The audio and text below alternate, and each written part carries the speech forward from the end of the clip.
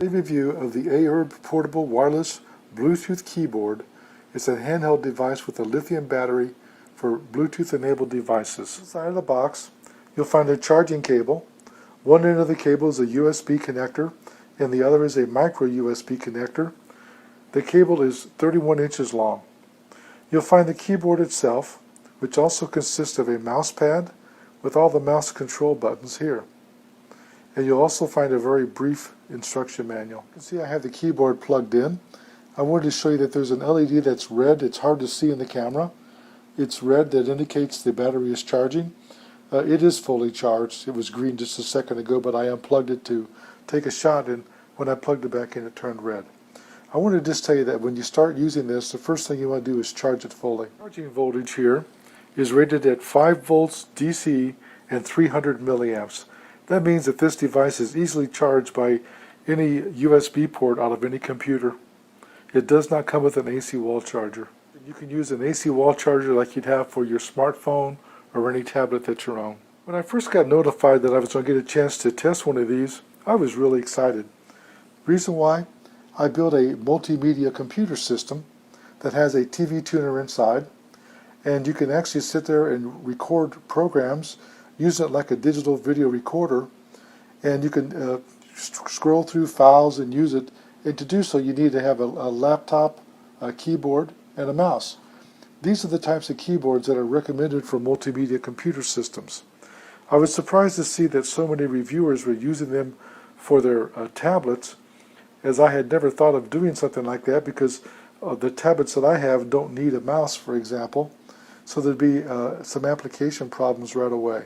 Based upon that, I'm going to try to connect this device to a multimedia computer, and when I do so, I'm going to try to see how well the keyboard works and also how well the mouse scroll pad works. Here you can see the keyboard and mouse pad laying on top of a tower computer. This tower computer has Bluetooth compatibility, and what I did was I came in and I pressed the Bluetooth pairing button, and I went to my computer and said search for devices. It immediately found this keyboard and mouse pad, and it installed the drivers automatically in Windows 7 Professional.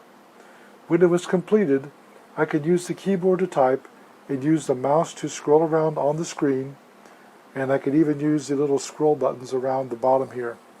This happens to be your right mouse button and your left mouse button. In doing this, when I begin the pairing process, my computer sensed the keyboard, and it gave me a code of about 8 digits asking me to enter them in, and I had to type them in here with these keys and press the enter key. The problem I had was not with the keyboard, but with these big fingers that cover 3 or 4 keys at a time. I basically had to type with the tip of my finger. When I got done, I was able to scroll over with the mouse, open up Microsoft Word, and type a message to myself with the keypad. It wasn't too hard.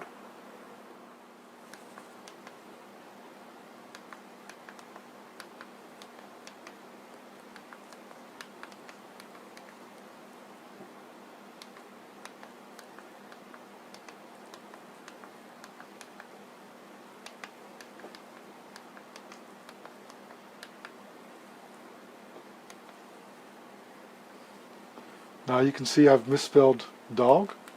I can back up with the scroll key here on the side, type in dog. I can then go over with the mouse and go to the end of the line if I wanted to, and start working again. The mouse is fully functional, as you can see, and the keyboard is fully functional. This device is meant to be a remote keyboard for a multimedia system, as I see it. This is why I would buy one of these. It has a full QWERTY keyboard. It even has the ability to touch here and backlight the keys, so you can see what you're typing. In addition to that, you can control your whole multimedia system here with these buttons. For example, this is play and pause, skip forward and skip back. Here I'm playing a song. Skip into the next one.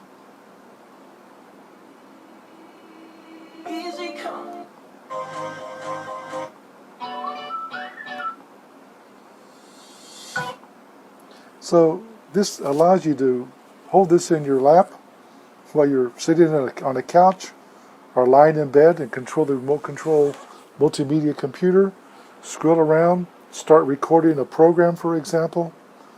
This allows you to have this small keyboard in your lap that's actually a mouse also, rather than have a full-size keyboard or even a smaller one and have to have a separate mouse.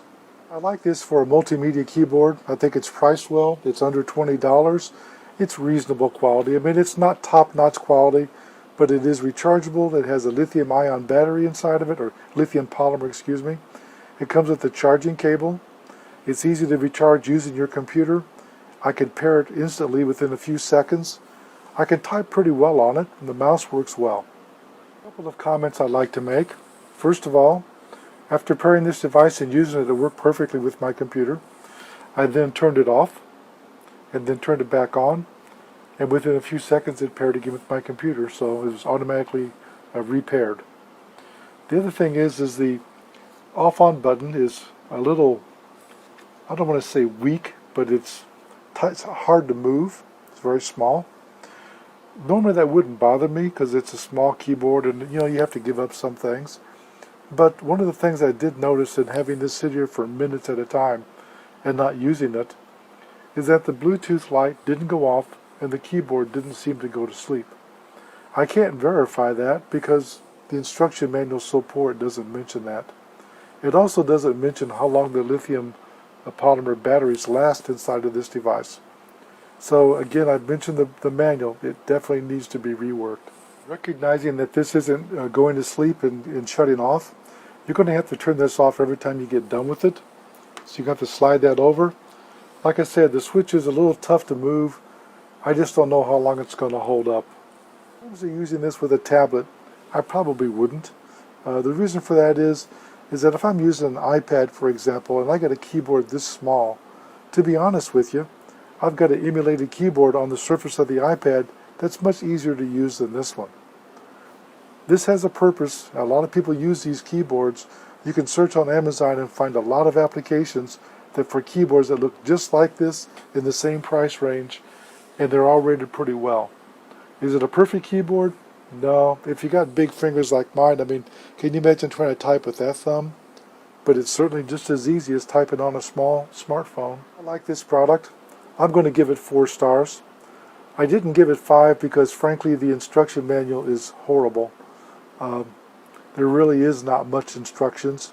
One side's in Chinese, the other side's in English, and it's one page. I think that detracts from the desirability of somebody who's not skilled in computers to pair this up and use it. This review is done by JJ CEO. I'd like to tell you I received a sample for test and evaluation, and I promise to give a fair and honest review.